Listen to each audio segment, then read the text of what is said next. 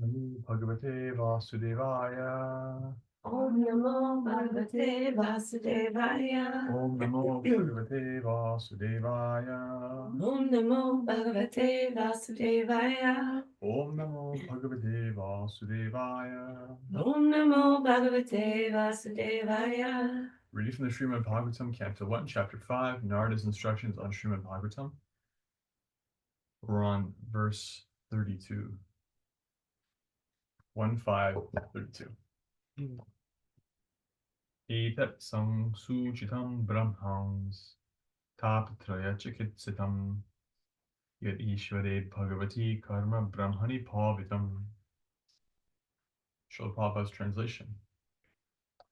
O Brahmana Vyasadeva, it is decided by the learned that the best remedial measure for removing all troubles and miseries is to dedicate one's activities to the service of the Supreme Lord, Personality of Godhead, Sri Krishna.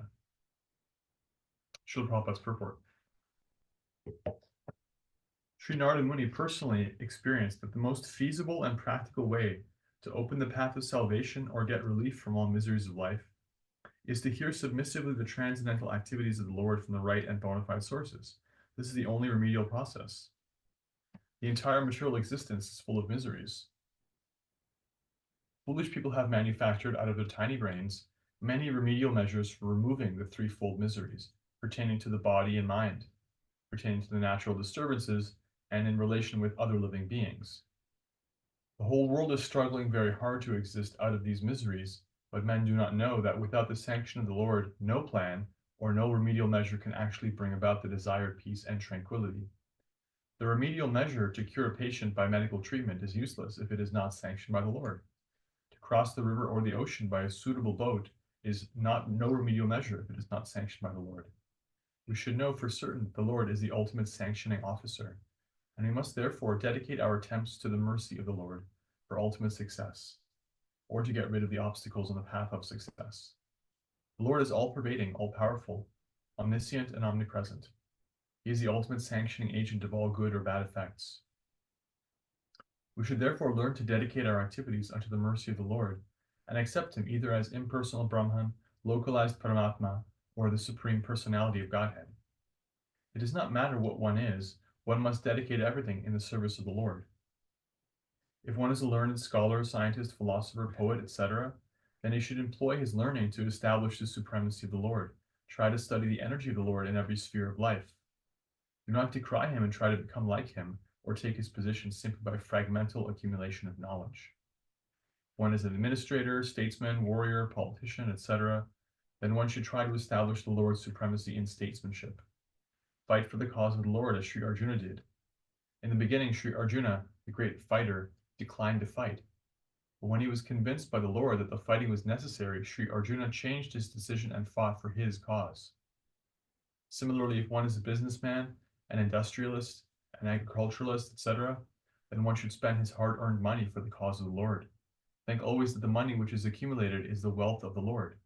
Wealth is considered to be the goddess of fortune, Lakshmi. And the Lord is Narayana, or the husband of Lakshmi. Try to engage Lakshmi in the service of Lord Narayana and be happy. That is the way to realize the Lord in every sphere of life. The best thing is, after all, to get relief from all material activities and engage oneself completely in hearing the transcendental pastimes of the Lord. But in case of the absence of such an opportunity, one should try to engage in the service of the Lord everything for which one has specific attraction. And that is the way of peace and prosperity. The word samsuchitam in this stanza is also significant. One should not think for a moment that the realization of Narada was childish imagination only. It is not like that. It is so realized by the expert and erudite scholars, and that is the real import of the word samsuchitam. Jai. Srila Prabhupada ki jai. Jai. Namayanantividantasya Jnananjanashlakaya Chakshurmilitam Yena Tasmai Shri Gurave Namaha. Vanchakalpatarubhyascha Kripasindhubhya eva cha Patitanam Pavanebhyo Vaishnavebhyo Namo Namaha. Jaya Shri Krishna Chaitanya Prabhu Nityananda Shri Advaita Gadadhara Srivasadi Gaura Bhaktivinoda. Hare Krishna, Krishna Krishna, Hare Hare, Hare Rama, Rama Rama, Hare Hare. Brahmana Vyasadeva, it is decided by the learned, the best remedial measure for removing all troubles and miseries is to dedicate one's activities to the service of the Supreme Lord, Personality of Godhead, Sri Krishna. Jai. So this is the point at which Narada Muni kind of moves away from his story of what happened to him, and he starts making general statements. Remember, the context was Vyasadeva, his student, although very advanced, wasn't feeling satisfied in presenting Krishna indirectly. And Narada Muni is basically substantiating why that is, that it's so important to present Krishna directly, that Krishna should be the center. And so he's given his own story that he came to his position of complete purity and spiritual joy through the mercy of devotees, through the taking of the bhakti process directly. And he's saying, therefore, this is the best way to dedicate yourself in your activities to Krishna. And he establishes that through his own example, but he also establishes it through the example and authority of others. Samsuchita means decided by the learned. It's like I'm saying, and also others are saying, this is what happened for me. This is my testimony. This is my life and how the bhakti process worked. And this is also what others have said. This is what Shastra says, etc. So basically this point here is that the living entity is learning how to gradually dedicate themselves. Bhakti is the process of dedication. It's a path of dedication, right? You have karma. Karma is a path of absorption in material things and kind of selfishly trying to take it for yourself. Gyan is a path of renunciation. Bhakti is neither of those things. It's a path of dedication. You're still in relationship with the sense objects. You're not renouncing them, saying that, oh, I can't look at them, I can't have those. No, it's all false. It's just you're engaging them in Krishna's service. You're not engaging them in your own service. And that's a bit by bit process. That's what we're doing. That's the whole thing. Srila Prabhupada, at the end of the purport, he says, the best thing, after all, is to get relief from all material activities, is to engage oneself completely in hearing the transcendental pastimes. So complete engagement in hearing and chanting. That's what Krishna himself says in the 12th chapter of Bhagavad Gita. Come to the point of thinking of him always. Can I have Bhagavad Gita? Yeah. This is a really nice section. There's what's called the yoga ladder. Yoga ladder means that there is a series of instructions given by Krishna. He starts from the top rung. This is the best thing you can do. And then he goes, if you can't do that, then do this. So this is a 12.8 to 12.12 Bhagavad Gita, the yoga ladder. So 12.8.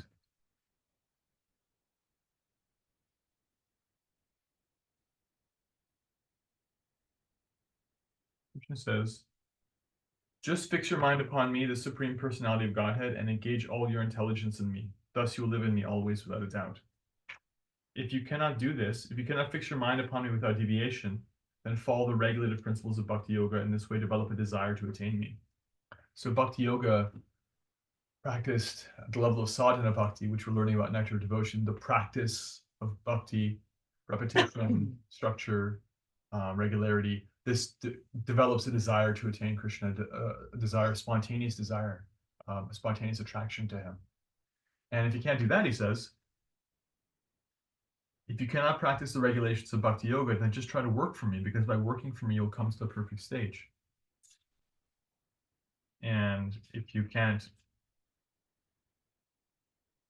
work in the consciousness of serving Krishna, then try to give up the results of your work and be self-situated. The idea is that even if you're practicing bhakti,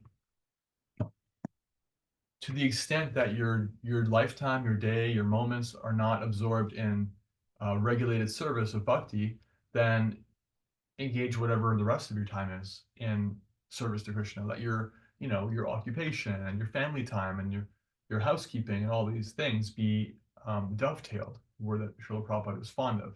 So you have to take care of a house. You're not like a renunciate living, on the side of the street somewhere. That's okay. Just engage that in Krishna service. So let's say you have to sweep your home, sweep the floor. You're not necessarily, although you can chant at the same time, that's really good. But let's say you have to do some things and you can't hear and chant at the same time, then it's not like, oh, that's it. Like I'm not practicing bhakti anymore. Real bhakti is when I'm actually saying Hare Krishna and hearing it, or I've got kirtan playing and I can't do that, so I'm in Raya now. It's like, no. So now that's the time for engaging what you're doing in Krishna's service. And there's a science and an art to that. So how do I like keep this home as a service? I see it as Krishna's temple. That's now your Krishna's custodian. That's what you're doing. You're the custodian of this temple. You're cleaning it. What you're doing is non-different from what a devotee is doing sweeping the floor in a temple with established deities. It's the same thing. You're serving Krishna's temple. Um, Generally what we understand is that it takes qualification and purification and training to come to the point of naturally being able to engage in hearing and chanting all the time. It's a very high thing. Vishwanath Chakravarti Thakur comments on a verse of Bhagavatam, Nashta Prayeshu Padrishu Nityam Bhagavata Sevaya, that Nitya, eternal service to hearing and chanting, destroys all the inauspicious things in the heart and establishes bhakti. But if you can't do it all the time, do it every day. Have at least a daily sadhana. And so around your daily sadhana, you try to engage all your activities in Krishna's service. And that's what Narada Muni is saying here. In case of the absence of such an opportunity to constantly hear and chant, one should try to engage in the service of the Lord, everything for which one has specific attraction. Very interesting. The idea is that if you like something, engage it. If you're attracted to it, engage it. Engage your kids, engage your significant others, engage your money, engage your time, engage your voice. Can I have a 10th canto? Oh, this is going to be tough. What chapter is that in? Quiz time. Yeah.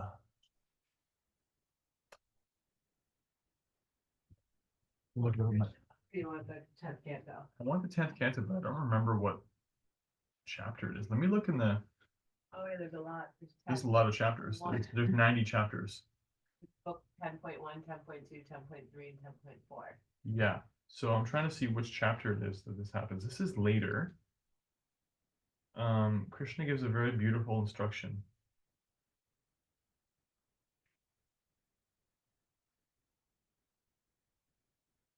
No, I'm not finding it because it's actually like not even the whole point of the chapter, so it's gonna be hard to find. But what I'll do is I'll quote part of the verse to make the point. So context is Krishna is he's now a father and he's instructing some of his sons.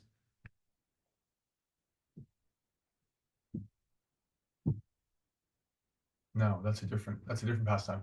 This is when Krishna is younger. He's in Vrindavan with the boys, and he's looking at the trees, and he's saying, "Look at how pious these living entities are. They're in tree form, but they're giving their shade, they're giving their leaves, they're giving their bark. If you cut them down, they'll give their whole body. They give fruits, they give flowers. This is such a noble thing." It says, "Pranat artha dhyavachar shreya acharanam sada," that in life, if you give your life energy, your prana, artha, your wealth, your resources, tia, your intelligence, your attention, your focus, and your vacha, your voice. If you give these things, this is a path of auspiciousness. This is what everyone is made for. He's glorifying the trees, but he's making a deeper point about life. Life is about dedication. And the more you give of yourself, the better off you are. That's why in the Bhagavad Gita, if you can't think of Krishna always, you practice regulated service. If you can't do that, then engage your activities in service. If you can't even do that, then give away the results of your activities, because that will purify you at that level. Even if you can't work for Krishna, then at least don't live a selfish life. This is why even in material society, we appreciate, people who give in charity, people who do service to others, good citizens, good sons and daughters, because there's a way in which that soul has taken up the principle of service in a limited context, but that's better than nothing, because that opens the heart, that opens the path to more service, greater service, more dedication ultimately to Krishna, by which one's entire existence becomes purified. So this principle of dedication, of giving, is all pervading, and it's very it's very subtle because, as Prabhupada says, try to engage in the service of the Lord, everything for which one has specific attraction. So it's like the nature of the conditioned soul is we kind of um, obsess over and treasure and cherish and kind of like lust over and secretly, hanker for all these things. And bhakti is basically like, okay, so then be honest about what you like and what you're holding on to, and don't shame yourself necessarily, you know. Um, but if it's at all something you can engage, then try to engage it in Krishna service, right? I mean, if you're attracted to something that's like just terrible for you and everybody, then bhakti will purify you of any attraction to that useless thing. But generally, we have attraction to sense objects, and it's like instead of it being for you, try to engage it in Krishna, right? So it's just this shift. And so there's this process of admitting that, okay, I'm attracted to this aspect of Krishna's energy. I'm trying to enjoy it for myself. Like the Grahastha ashram exists because almost everybody has this insurmountable attraction to the opposite sex or the same sex, and they want to have, they want to be understood, they want companionship, they want partnership, maybe they want kids, they want self-expression through a family or whatever, different things like that. And so, okay, so then see them as Krishna's servant and serve them that way. And you'll have your material desires fulfilled in that context. That's fine. But it's first and foremost that I'm here, I'm engaging that sense object in Krishna's service, and they cease to be, a man or woman, they cease to be like an object for my fulfillment. They're part of my service, which is, by the way, a recipe for a successful marriage, because unsuccessful marriages are like, what have you done for me lately? Have you gratified my senses lately? It's like, oh, you're not doing that anymore? I don't love you anymore. I don't care. Love, like, it's just based on convenience and the satisfaction of the senses, which after all are very finicky. They're coming and going. So the idea is you find what you're attracted to and you engage in a Krishna service. And it's beautiful. Prabhupada, he gives many examples. He says, if you're a poet, you're a scholar, then employ your intelligence, employ your skills, your skill set. Write poetry. If you're an artist, make art. We have our own Dr. Caleb. He's, very visually oriented. So um, he should be, I'm encouraging him to look at the artwork, the beautiful visual artwork of these windows to the spiritual world, as Srila Prabhupada called them. Parts of the beginning of this one. There's amazing pictures. These paintings were painted under Srila Prabhupada's guidance. Um, there's beautiful Leela here. Here's Krishna and Balaram in Vrindavan. I was reading an article about the painting of devotional art, and I was seeing like these young men and young ladies painting, and I was just thinking they're staring at the canvas and painting for hours, and I'm thinking like, wow, that's a samadhi, that's really focused. Like, because painters, they got to really get in the zone, musicians got to get in the zone. Like whatever you're doing, you get in that zone. Imagine staring at this picture of Krishna and Balaram for hours to paint it. Imagine that. Imagine like the attention it takes to paint their toenails, and you're just staring at their lotus feet, and it's like that's samadhi. Guess what? You just used your service of your capacity of painting in Krishna's service. Now you got like this gift for the world. They get to look at Krishna and Balaram forever, and that's got to be so purifying. And you get all the joy you got out of painting, which you're into because that's your psychophysical nature, and you use it in service. So maybe you can't do that all day, but you can use some of your painting skills in Krishna service, et cetera, et cetera. Prabhupada says if you're a poet, you're a statesman, if you're an agriculturalist or an industrialist, industrialist means the Vaishya mentality, like you're good at and you're into accumulating resources and wealth. It's like, okay, that's fine. We don't shame that. That's part of society. That use that, engage it back in Krishna service. Also a recipe for financial success, by the way. Long term, like multi-generationally, if you want to be like financially successful, you have to give in charity. If you want to be successful in one life, maybe you can get away with being selfish, but you'll get it and you'll lose it. If you want to actually like maintain something and make a mark and make a difference, you have to give. So it's even materially efficacious and advantageous to engage what you're into, what you like in Krishna service, and that's what Narada Muni is saying to Vyasadeva.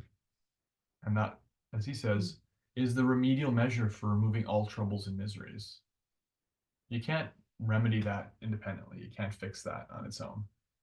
It's not like, well, I can be in this world of material energy and I can just adjust it. Everyone in the history of time has failed to adjust it before me. I can do it. I can actually adjust. I can find a way to be happy in the material body, find a way to be happy in the material energy, while still ignoring Krishna. I'll just adjust things, and then that's my remedy for material miseries. Like, never gonna work. 0% success rate. Be in the world, and instead of trying to adjust it for yourself, try to engage it in service, and that remedies the miseries automatically. Then one, while in the world, is no longer, as Lord Jesus Christ said, be in the world but not of the world. That's the solution. It's like you actually have to be dedicated. Hare Krishna. Hare Krishna. So let's take any comments or questions on the purport, discussion, reflections. Reflections mean anything that stood out. Jamia, I was thinking about when you started talking about in Canto 10, Krishna speaking about the nobility of the trees and how much they give. It reminded me of Shel Silverstein's The Giving Tree book, and just how selfless the tree was to give to the boy over the years. And but I couldn't think about that without thinking about what's currently happening, that book's being banned in certain states and stuff. And it's kind of blowing my mind. Do you have an opinion or thought on that? Did you know that book's being banned? No, it's not the first time one of Shel Silverstein's books been banned. That's true. A Light in the Attic was banned too. I don't know what their perspective is. I know that book is a little bit controversial because it's a beautiful book. It's about this tree that just kept giving and giving, and never. It kind of like espouses the idea of giving and never asking for anything back. But some people have looked at the narrative and considered that maybe it's like enabling like toxic relationships where you just give and you don't actually have a voice, and it's this weird thing of like codependency. You matter but I don't, and the boy was actually taking advantage of the tree. The tree never actually spoke up, and it's just this is a weird thing. So what I would say is, aside from the politics of the day, I mean, personally, I think banning a book is absurd to the point of almost an atrocity. It's a path to I mean, there's nothing as ever good has ever come from censoring books. It just doesn't work that way. So if you have a problem with the idea, you have to look at it critically. I would say the point of selfless service is available to the spirit soul at the spiritual level. And when it's mixed with the modes of nature, then you get different kinds of things. It's not actually selfless service. See, codependent relationships mean I get something from serving you selflessly. I feel like I'm good. I have some sense of worth. You like me. I play you. I play the situation for some kind of personal gain. It's not selfless anymore. That's selfless service in the modes of nature. That's like in ignorance. In passion, it's okay, I serve, but I get money, prestige, position, power, respect, sex, wealth, whatever.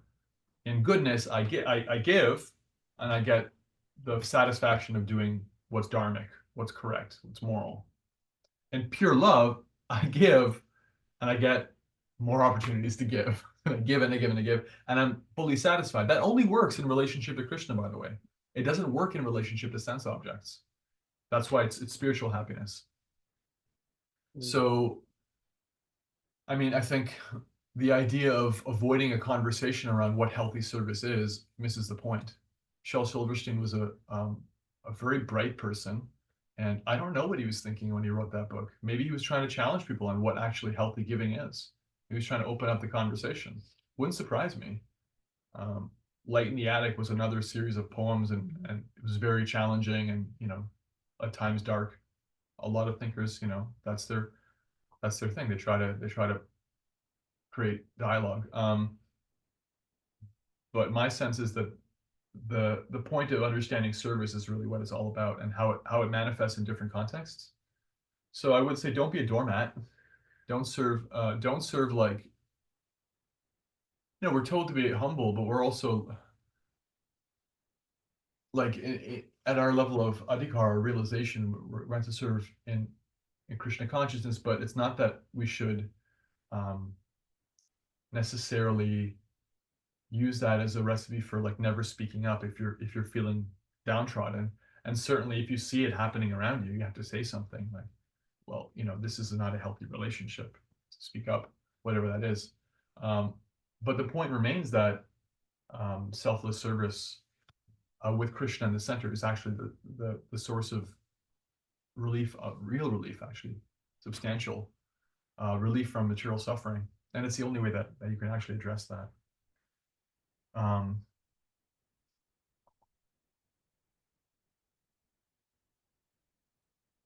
The verse that I was referring to was 10:22:35. Etavad janmasapalyam dehinam ihdehishu pranit arthadyavacha shreya acharanam sada. It is the duty of every living being to perform welfare activities for the benefit of others with his life, wealth, intelligence, and words. It's 10:22:35. Yeah, Krishna is walking through Vrindavan. 10:22:35. It's also quoted in the Chaitanya Charitamrita. Jai.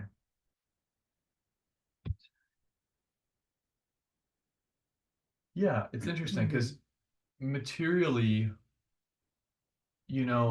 when a relationship of service is abused, then, for example, let's say there's a natural way in which children are meant to serve parents, because parents are serving children. There's actually like it's reciprocal. It's going both ways. But if your parents like really let you down, if there's like an abuse situation or something, then it's the repercussion is often that people they'll have some psychic damage around that, and so then the relationship of they'll say like, well, there's no use to parents, there's no use, that it doesn't have any purpose. They'll discard it, they'll renounce it, they'll avoid it. Or I've been hurt, so I've been hurt by women, so I'm a misogynist and relationships are useless, or I'm a misandrist, I hate men, or I don't trust authority figures, or I don't trust religion, I don't trust God. It's like that's at the cause of that is some broken relationship, some way in which a natural relationship of service was damaged. So unfortunately, this is really common, very, very common in the material world. And what we need to do is to avoid throwing the baby out with the bathwater, because the relationship of service is eternal. We're always serving, actually. You can say like I hate women or men, or I don't trust authority figures, but they're you can't exist without authority figures. If you try, it's kind of a pathetic existence, actually. So you don't trust all the accumulated wisdom of the ages. You don't trust, somebody who can do their job in a certain field that you know nothing about. You don't trust their authority when the like, laundry repairman comes. Do you not trust him? Because he's the laundry repairman. He knows the washing machine. You don't. It's like reality is based on being a servant. You're always subservient to someone else. So we have to, instead of like rejecting relationships of authority or relationships of service, we have to actually purify them. So in material life, instead, we just kind of like have these weird things where we go back and forth between trying to serve and then being frustrated and renouncing it all and trying to be like the independent enjoyer. And it doesn't work. It's all messy. And yeah, that's what I think about when I think about people like, yeah, avoiding reading a book or having a problem with the idea of, selfless service and the giving tree. Is that, well, but yeah, they're coming from damage. They're coming from feeling hurt around the idea of service.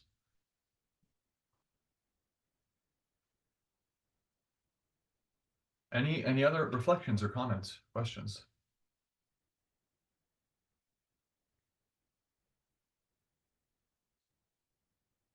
I was just gonna say, just everything that we've been talking about, dedicate our activities in service of the Lord. And that when you said, when you were reading, the Lord is the ultimate sanctioning officer. So Yeah. Prabhupada starts kind of the purport by saying, this is a paraphrase from Prahlad Maharaj. So nice verse in the 7th canto, one of his prayers. Prahlad says that a boat on water can't save a drowning man, medicine can't save someone who's sick, and a parent can't save their child without the sanction of the Lord. It means we have to do what we have to do. We have to do our duty, but the ultimate cause for something actually manifesting is Krishna's mercy. So we have a responsibility to become materially competent so we can function in the world, right? And we have a deeper responsibility, a spiritual responsibility to understand that we have obligation to Krishna and that everything is coming from him. And that even if you don't have pure love, at the level of just practicality, there's a way in which you can say, well, it's like polite and proper to give respect to the source of everything. It's like even in families, a lot of the time where they're not necessarily aligning their lives around service to God and pure love for God, they sit down for a meal, they say grace, they offer gratitude. There's a way in which they pause. That's that moment of like, okay, yeah, but it's coming from higher power. I didn't create this. I'm not independent. I may have cooked it, I may have bought it, I may have chopped it, I may have sliced it, I may have gone to work for the money for it. I did all those things, but somebody made it rain. Somebody put me on this planet. I'm like, somebody's giving me the ability to digest this thing in the first place. Like all of it is a relationship of dependence. And so it's like, let's pause. Thank you. That's something, right? So yeah, Krishna's the sanctioning agent. It's a good starting point. I really like this Sanskrit word, samsuchitam. Yeah. Samsuchitam is decided by the learned. So it's also like this isn't just coming out of left field. Like this isn't, this is being passed down and being shared by those that have walked this path before us, and them before them, and them before them, and them before them. And that was in reference to Narada saying, dedicate yourself and your activities to Krishna. And then you said bhakti is the path of dedication. And we have so many of these little, like, I don't know what you call them, little one-liners or our own little sutras. Like, and in Tuesday's classes, bhakti is the religion of the soul. Yeah. Bhakti is the path of love. Like in our kirtan last Friday, we went around and we just said bhakti is blank to me. Remember? So Yeah. I just was thinking about that. And there's bhakti, is encapsulates so many things, and we can also distill it down and really simplify it in these ways. And just to contemplate, like, what does that mean to me? Of bhakti is the path of dedication, not just what that means to me, but also samsuchitam, which is this is decided by the learned. So there's actually there's descriptions that we can find in Shastra what that means, but how do I apply that in my own life then? If bhakti is this path of dedication, how am I dedicated to engaging all the activities that I'm attracted to in Krishna service? Like, how am I dedicated to that, or am I not? And that's just sort of a gauge to check in upon. Maybe you are one day and Maya pulls you, and then, okay, I need to come back. What's that dedication? Thank you. Yeah, I was trying to look up the word, see if I could find some more on some Suchitam Sanskrit. I couldn't break it down, but I even like how that sounds. More so when you say it than me, but some suchitam. decided by the learned. Decided by the learned. Jai, any other reflections or questions, comments? Okay. All right. Srila Prabhupada ki jai. Jai. Srila Bhagavatam ki jai. Jai. The path of dedication ki jai. Jai. Now let us offer our respectful obeisances unto all the Vaishnava devotees of the Lord. They're just like desire trees can fulfill the desires of everyone, are full of compassion for the fallen souls. Hare